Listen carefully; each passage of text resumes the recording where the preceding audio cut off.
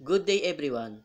This is Engineer Armando Omanito and our topic for today is freely falling bodies under the subject physics. So let's have the problem.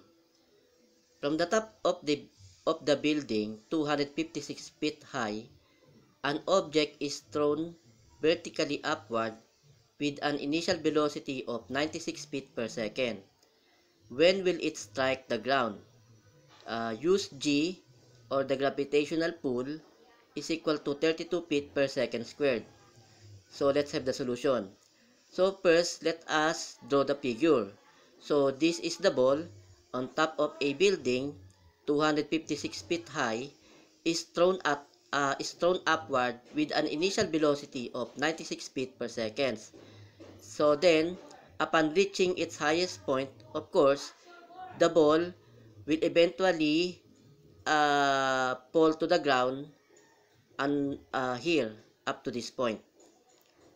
So uh, let's have the solution. B final squared or final velocity squared is equal to initial velocity squared plus 2 g multiplied by y, or the distance uh, from this point to this point. So let us first analyze this uh, from the top of the building up to this point. So we will use G is equal to 32 feet per second squared. So we have the initial velocity 96 feet per second, and then so to solve this problem, let us interchange or reverse the situation. Let us assume that the ball will be dropped from this highest point up to the top of the building. So this initial velocity now, so if we are going to interchange the situation, this initial velocity here will become the final velocity if we are going to drop the ball from this point up to the top of the building. So let us now use this formula. So B final squared is equal to initial velocity squared plus 2gy. So from here, if we are going to drop the ball, initial velocity will become 0. So this is 0. So we now have B final squared is equal to positive 2gy. And our final velocity here, or the initial velocity in the original situation, so final velocity is equal to 96 feet per second quantity squared is equal to 2 multiplied by g, which is 32 feet per second squared, multiplied by y. So simplifying that, we will have y is equal to 9216 feet squared per second squared all over 64 feet per second squared, or y is equal to 144 feet.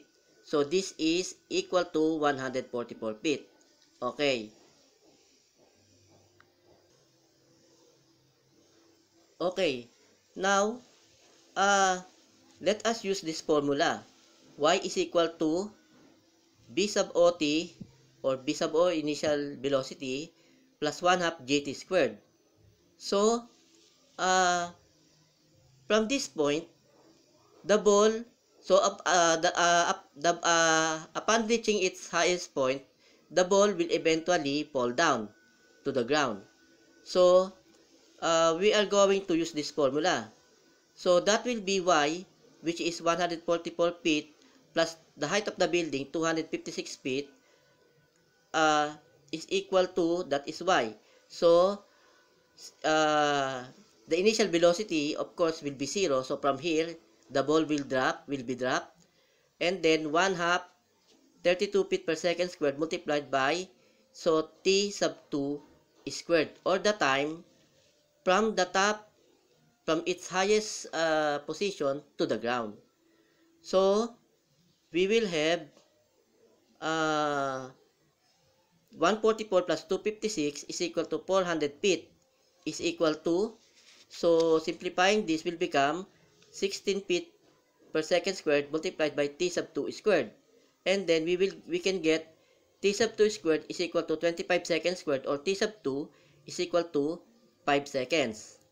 Okay. So,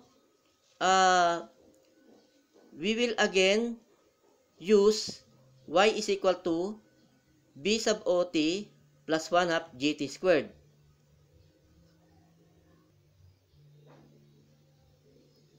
Okay. So, by the way, this t sub 2 is equal to 5 seconds is the time from the top here, from the highest point up to the ground. So, that is equal to 5 seconds. It took 5 seconds from the highest point for the ball to reach the ground. Okay. So, again, we will use this formula. Y is equal to b sub ot plus 1 half gt squared.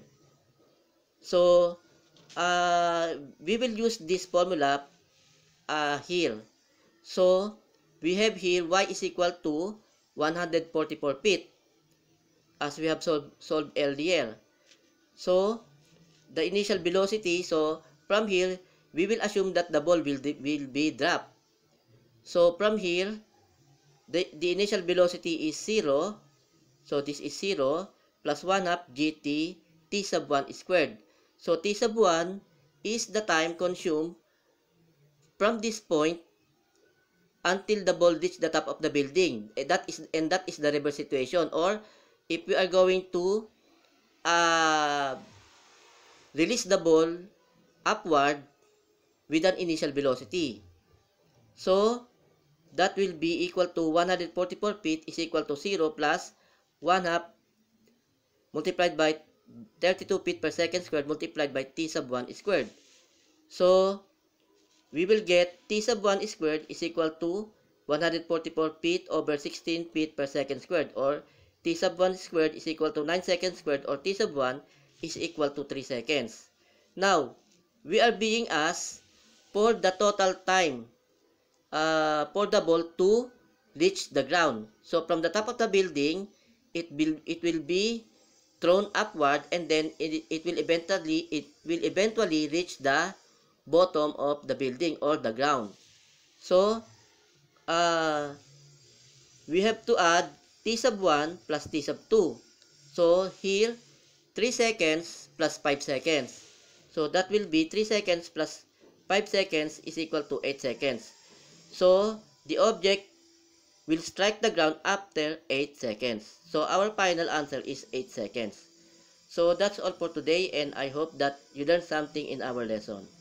This is Engineer Armando Omanito.